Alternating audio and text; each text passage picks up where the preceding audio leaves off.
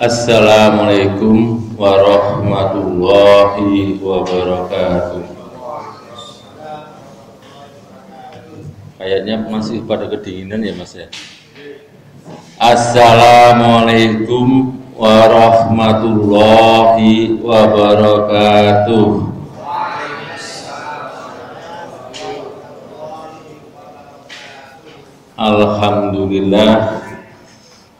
Alhamdulillahilladzi an'ama alaina bi nikmatil iman wal islam.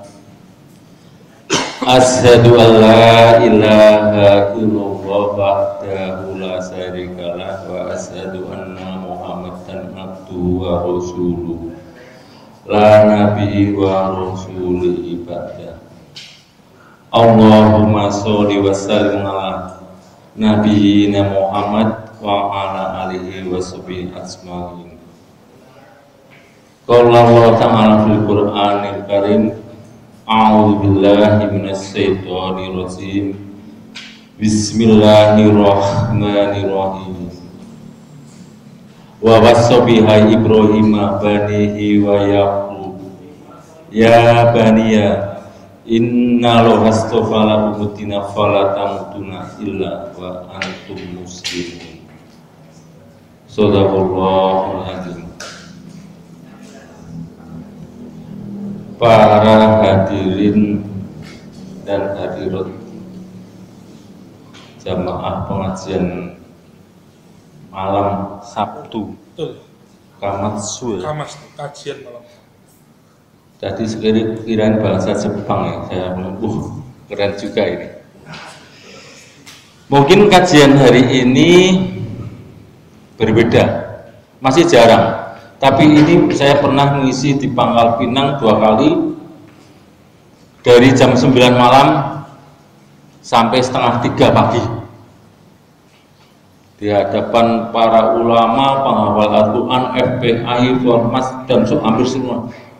Saya terus pulang waktu itu bilang grogi karena mereka para ulama yang keren-keren, beken-beken, dan ilmunya secara syariah itu saya jauh di bawahnya.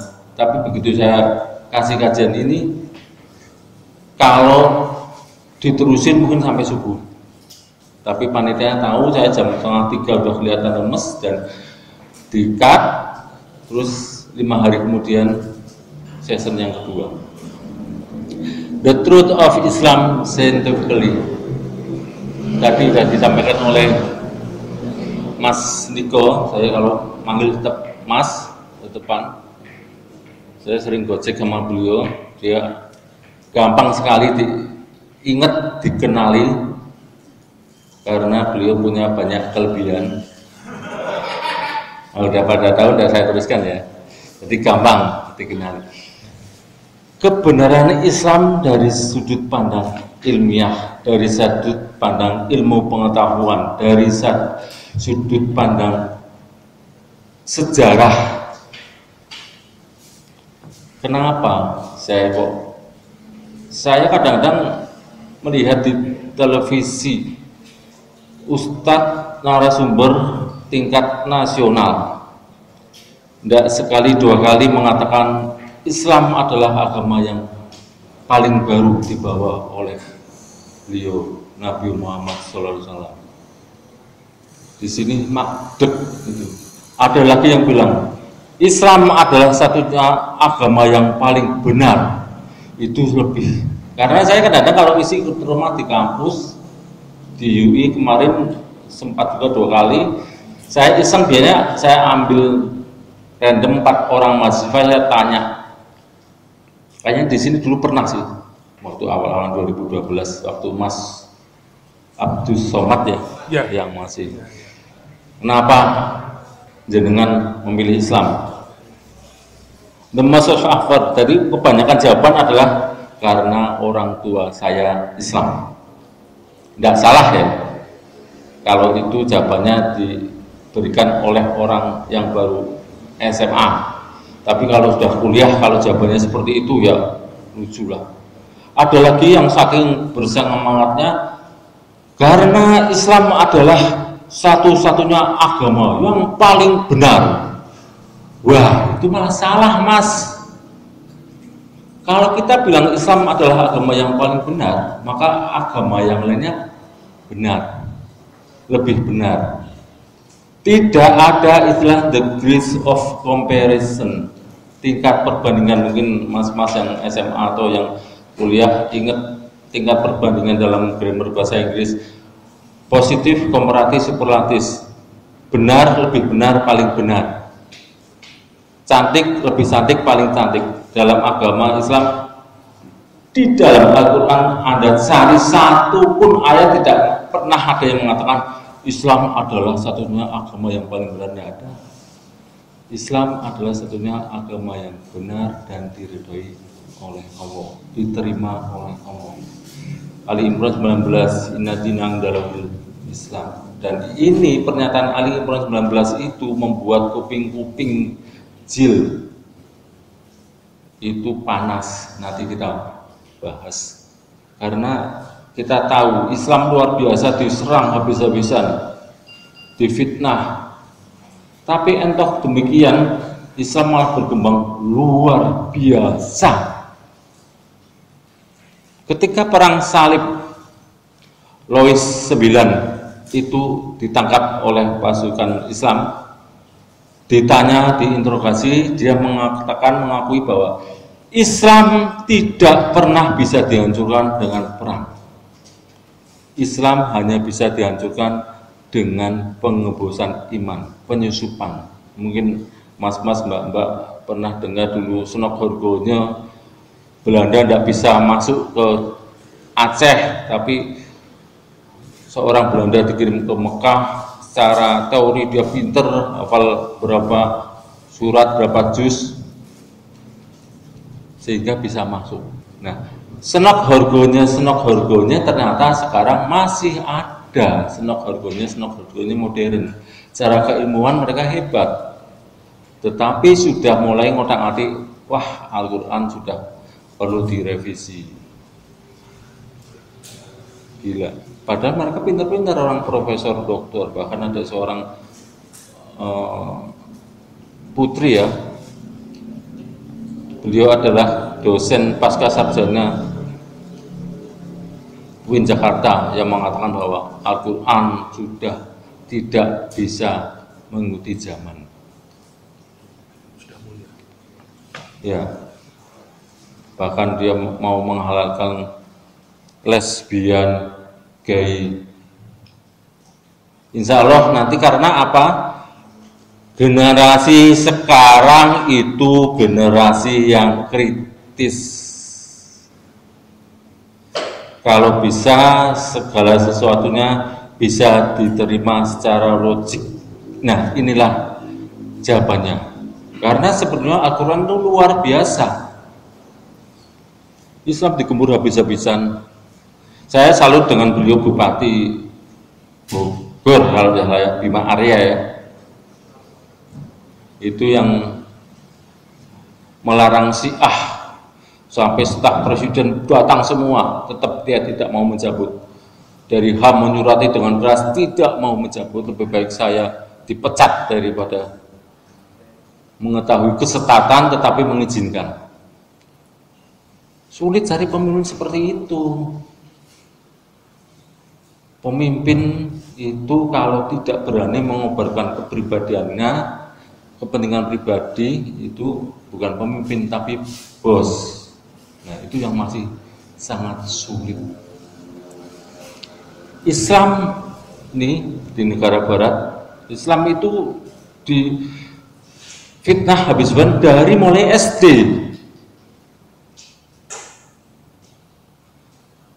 Islam teroris, evil, setan. Pelajaran dari ini mengapa Amerika tidak bisa melakukan kesalahan. Ini terus, karena kita adalah orang-orang baik.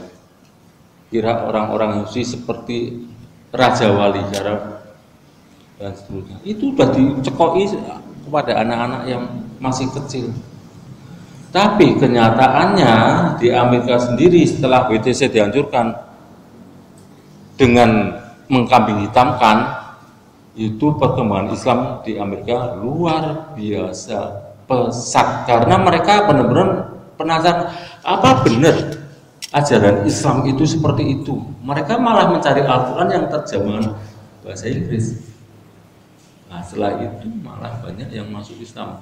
Berita yang terakhir ini, Pangeran Charles masuk Islam walaupun masih secara sembunyi-sembunyi. Anda bisa lihat, kalau ingin berita yang real dalam bentuk format just English ya, dalam bahasa Inggrisnya itu banyak. Itu. Ini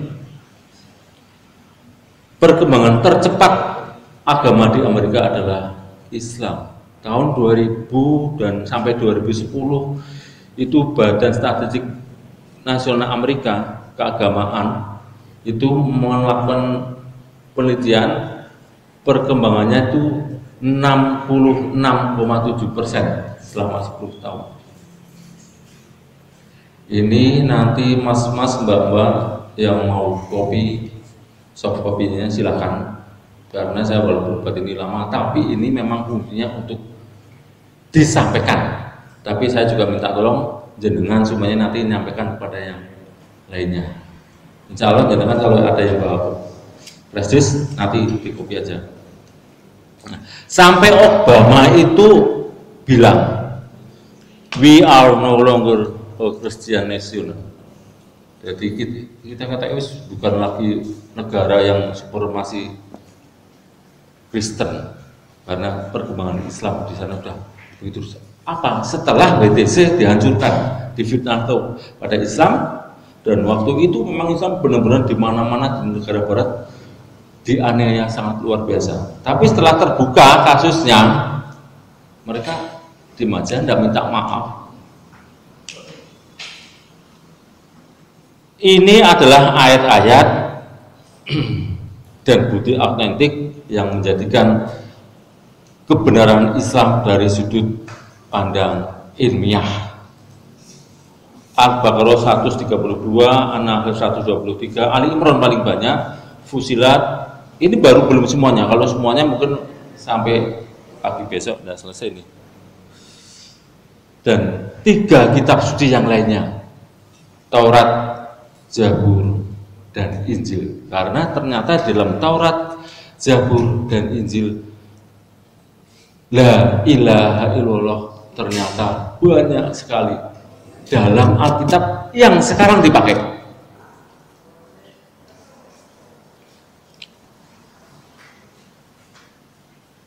Kebenaran satu agama hanya bisa dilihat dari kitab sucinya, bukan dari umatnya. Kalau dari umatnya, Islam itu paling elek, terutama di Indonesia. Jenengan coba masuk Wirogunan, 98% Islam. Koruptor itu 98% Islam. Nek ono copet digebuki, agamanya kok Islam. Nyolong pitik diantemi masa Islam. Yang koruptor juga pakai nama Muhammad Nasruddin, Muhammad Asegaf, dan nama-nama keren Islam. Alhamdulillah sampai hari ini tanggal 11 Desember 2015 belum ada yang koruptor yang namanya Muhammad Taufik. Alhamdulillah, nanti saya kena dampaknya. Jadi, apa sih syarat utamanya? Ini saya pernah diskusi dengan teman lama membuat ini, dan ini belum semuanya sebenarnya. Kitab suci yang benar-benar dari Allah, dari Tuhan yang benar-benar Tuhan, bukan Tuhan buatan, itu tidak ada konflik antar ayat. Kalau di depan dikatakan babi haram, di tengah ya haram, di belakang ya haram, semua di dalam semua kitab itu haram. Tidak ada konflik dengan iptek.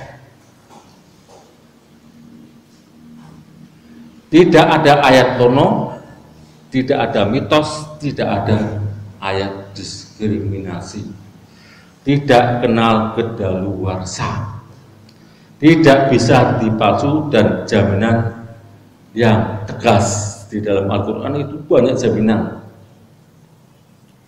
dalam Al-An'am 34, Al-An'am 115, Al-Kahfi 27, la mubadila li kalimatih. Tidak ada yang mampu merubah kalimat-kalimat Allah. Dan udah berapa kali Al-Quran dipalsu? Gagal semuanya. Yang palsu sama. Yang palsu siapa? Para pendeta. Yang kita PJW aja dipalsu. Mungkin main mencoba. Yang terakhir 2010 kemarin Anies Soros dalam waktu less than 2 weeks, kurang dari 2 minggu langsung ketahuan. Masuknya dari Surabaya. Karena apa? Jutaan orang hafal Al-Quran. Mengatur kehidupan manusia dengan benar, bebas dibaca oleh umat dengan detail. Al-Quran itu malah dianjurkan dari surat pertama Al-Fatihah sampai terakhir Anas dikaji ayat per ayat, bahkan sampai ada yang 10 tahun baru selesai per ayat dikaji. Coba kalau Alkitab Weda dikaji per ayat, bubar. Sejarah wahyu dan penulisan jelas. Kalau ditanya kapan Weda diturunkan, tidak ada yang bisa jawab. Kapan Alkitab diturunkan? Kira-kira 250 sampai 300 tahun setelah Yesus tiada. Kalau ditanya kapan Al-Quran diturunkan? Hari Senin 6 Agustus 610 Masehi. Kapan Al-Quran terakhir diturunkan? Hari Senin juga 6 Juni 632 Masehi. 22 tahun 2 bulan 2 hari. Tidak ada kitab suci di luar Al-Quran yang bisa detail dengan jelas sejarahnya. Semua merupakan firman Tuhan, tidak campuran. Di dunia hanya satu versi. Jadi kalau ada musabaqah tilawatul Quran tingkat dunia, dari Sleman, dari Gunung Kidul, dari Amerika, dari Kanada, dari Australia bisa nyimak. Tidak perlu itu Al-Quran cetakan mana, itu Al-Quran tahun berapa, semua sama. Tapi coba kalau ada MTI, Musabaqah Tilawatul Injil, disiarkan langsung, bingung itu tahun berapa cetakan, Alkitab mana yang nyetak, yang karena banyak banget versinya dan tidak mungkin bisa dihafal. Mau hafal sidik dirubah ya. Ada bukti fisik kitab suci pertama yang ditulis, ada keajaiban ujian di dalamnya. Ini hanya dimiliki oleh Al-Quran. Kalau anak 1,5 tahun orang tuanya Nasrani, tidak ada yang ngajarin, tapi bisa hafal Al-Quran off the top of his mind, melotok. Apa itu bukan mukjizat? Itu nanti kita bahas. Ini adalah yang akan kita bahas nantinya. Ini ayat spesial, sangat spesial bagi saya. Karena gara-gara saya membacakan ayat ini, Al-Baqarah 132, saya dicap orang gila. Saya debat dengan seorang pengusaha kaya raya non-muslim di kampung saya. Tapi di kampung dia begitu disegani, bahkan bisa nyetir aparat. Nah, ketika rame, saya tidak akan mengutip karena ini juga lama. Saya mengutipkan, dia mengatakan Islam itu agama baru. Saya kutipkan ini, dia ketawa, kamu ini gini, tidak paham Al-Quran katanya.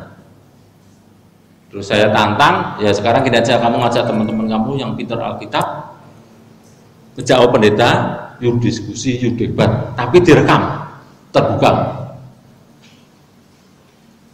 Tidak berani. Saya kirim kemana-mana, bahkan ada yang keras, Pak, saya ditunjukin alamatnya, ini udah wajib kita gasak, tapi saya tidak mau. Ini nanti saya dianggap gila, nanti kalau yang mau kopi ada, saya cuman punya turan 10 kopi, ini nanti tolong Mas Niko dibagi teman-teman. Di sini habis kerja bakti ngomong ngalor ngidul sampai politik, sampai Ahok dia setuju bahwa bir itu halal. Dia mengatakan di Alkitab saya tidak ada, saya tunjukkan, kaget dia. Di Alkitab itu banyak sekali bahwa bir, anggur, minuman keras itu haram. Ini di sini nanti ada. Ini cuman ada 10. Nanti kalau yang mau kopi barengan ini ada. Al-Baqarah 132. A'udzubillahiminasyaitonirrajim. Bismillahirrahmanirrahim. Ini tadi sempat saya nukilkan pembukaan. Wa wassabiha Ibrahim banihi wa Yaqub ya baniya innallaha astafalakumudina falatamutuna illa wa antum muslimun. Ini ending ayatnya hampir sama dengan Ali Imran 102 yang selalu dibaca oleh para khotib ketika Jumatan. Ya ayyuhalladzina amanu ittaqullaha haqqa tuqatih wa la tamutunna illa wa antum muslimun. Ini jelas bahwa Islam sudah ada sejak zaman Ibrahim. Wa wassabiha Ibrahim wa banihi wa Yaqub. Dan Nabi Ibrahim berwasiat kepada anak-anaknya. Begitu juga Nabi Yakub alaihissalam. Nabi Ibrahim itu bapak para nabi. Ya Thomas ya. Putranya Ismail dan Ishak. Ismail lahir ketika Ibrahim umurnya 88 tahun. Ishak itu lahir ketika umurnya Nabi Ibrahim 100 tahun. Kalau di Islam itu yang dikorbankan Ismail, tapi kalau di Alkitab yang dikorbankan Ishak. Mereka tidak mengaku Ismail karena Ismail katanya bukan dari istri yang sah. Itu di Alkitab. Maksud ada Nabi nggak punya istri yang sah, lucu kan? Nah, Nabi Ibrahim berwasiat kepada anak-anaknya Ismail, Ishak. Keturunan Ismail terakhir yang menjadi Nabi adalah junjungan kita, Nabi Agung, Nabi besar Muhammad Sallallahu Alaihi Wasallam. Turunan Nabi Ishak terakhir yang menjadi Nabi adalah Nabi Isa. Ya baniya, inna lohastofalakumudina falatamuduna ila wa antum muslimun. Hai anak-anakku, sesungguhnya Allah itu telah menetapkan agama bagi kita, yaitu Islam. Fala tamutuna illa wa antum muslimun. Maka dari itu janganlah engkau mati kecuali dalam kondisi memeluk Islam. Dan ternyata orang di luar Islam tidak pernah tahu ini. Bukan cuma di luar ulama, orang Islam pun, narasumber, ustadz, itu banyak juga yang belum tahu. Nah, ini lebih jelas lagi disampaikan dalam An-Nahl 123. Summa auhayna ilaika anittabi millata Ibrahim hanifan wa ma kana minal musyrikin. Kemudian kami wahyukan kepadamu Muhammad, ikutlah agama Ibrahim, seorang yang hanif, dan dia bukan termasuk orang-orang yang. Ini jelas Allah menyuruh Nabi untuk mengikuti agama Ibrahim. kemudian kami. Nah, kata-kata kami ini ketika saya debat dengan orang Nasrani dipermasalahkan. Oh, berarti Tuhannya Islam tidak satu. Loh, kok tidak satu? Kami. Nah, kami kan bentuk sama. Ketawa saya. Allah itu memahyukan itu tidak langsung kepada Ibrahim lewat Ibrahim. Kami itu Allah pasti melibatkan makhluk ciptaannya. Masa Allah ngetokke nang ngarepe manusia dulu Allah gitu. Melewati alam, melewati tulisan, melewati manusia. Dua ayat ini sangat kuat bahwa Islam itu sudah ada sejak zaman Ibrahim, jauh sebelum Musa, Daud, dan Ishak.